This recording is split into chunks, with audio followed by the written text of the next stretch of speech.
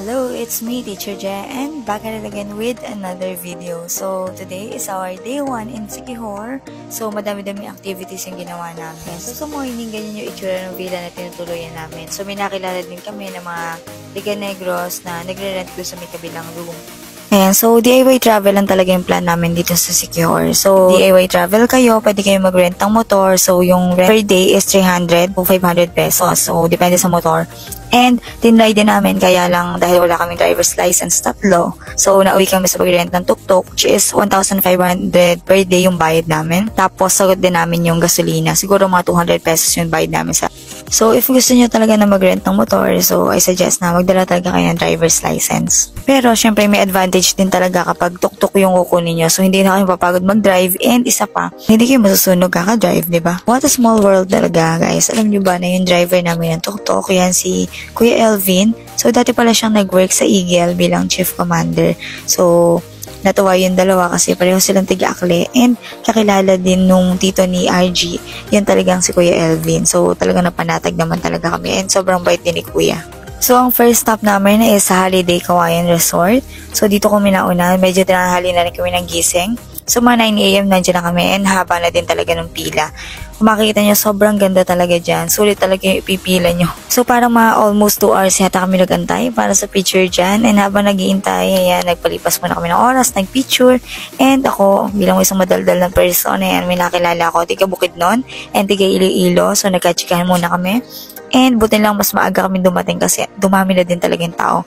At dito, tuwan-tawa kami ni RG dahil may kamukha si Denden Andres. Gusto niya tuloy matapos na talaga agad mag-video and picture dyan. And finally, exactly 11 AM, kami na din yung sasalang para mag-picture and mag-video dyan.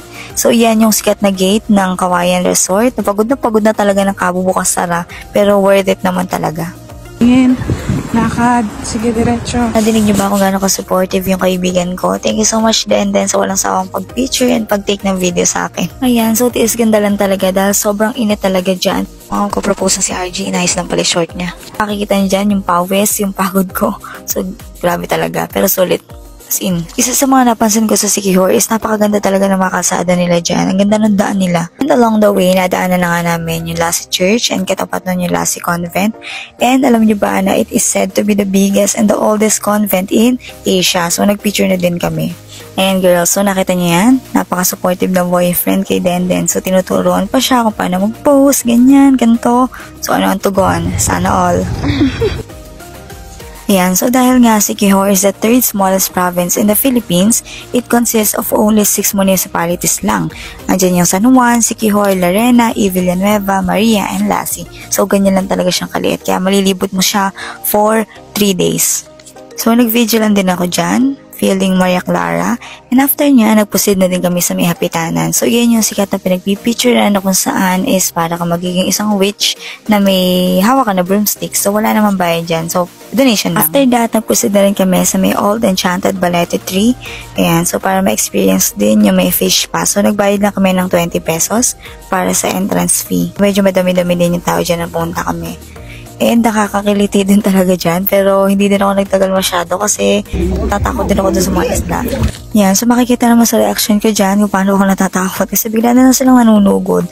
And yung ibang isla, ganito kalaki yung, diba, parang makakain yung isang daliri ko eh. And dito sa Old Enchanted Balete Tree, pwede din kayong bumili ng mga souvenirs. And dahil nga Siquijor is famous for its gayuma and agimat.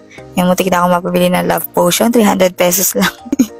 So, bala ko na din ibili mga friends ko kasi 300 pesos lang, may love life ka na. So, after nyan, dumiretso na rin kami sa Boo Cafe to have our late lunch. So, nakakatawa dyan dahil hindi pwedeng ipasok yung chinelas. Yan guys, so highly recommended talaga yung cafe na to dahil hindi lamang maganda yung view, masasarap pa yung pagkain, ang dami din ng serving. So, order din ako ng Boo Cafe iced coffee nila. And dahil dyan, alauna na hindi pa ako makatulog pero masarap naman talaga siya, matapang lang. So, after namin kumain, dumiretso na kami sa may Pitogo Cliff. So, nagbayad lang kami ng 30 pesos para sa entrance fee. And, look guys, tingnan nyo kung gaano kaganda talaga. And hindi na ako magtataka kung bakit tinadayo talaga yung lugar ng Siquijor. So, ayan, nag-video lang kami dyan. So, nakakalula talaga siya as in. And, pwede din kayo magpa-picture, magpa-video doon sa mga kuya dyan. So, nagbigay lang kami ng donation. And, sulit naman kasi ang gaganda ng mga video nila and yung mga picture nila. So, tingnan nyo.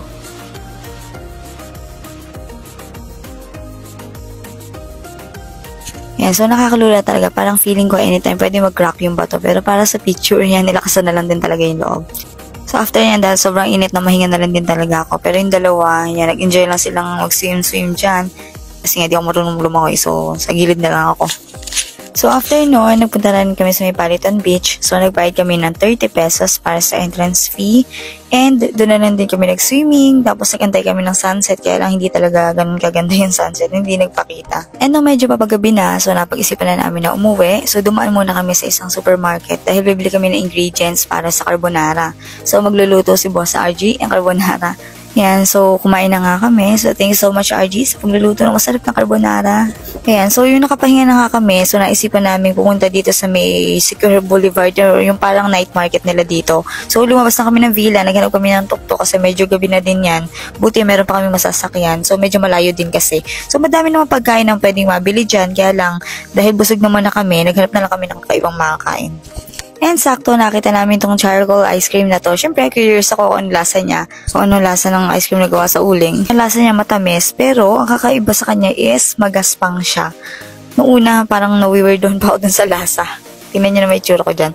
Pero, pag tagal-tagal, masarap naman siya. Magaspang lang talaga. So, yun. Sulit naman. So, nakalimutan ko kung 50 pesos ba yung isa niyan. So, after niyan, umuwi na din kami and natulog na kami. So, yun nga, napuyat talaga ako. Parang 2 AM na yata nung nakatulog ako. Dahil nga doon sa Mibu Cafe na. So, that's the end of our day 1 in Siquijor. So, thank you so much for watching and bye!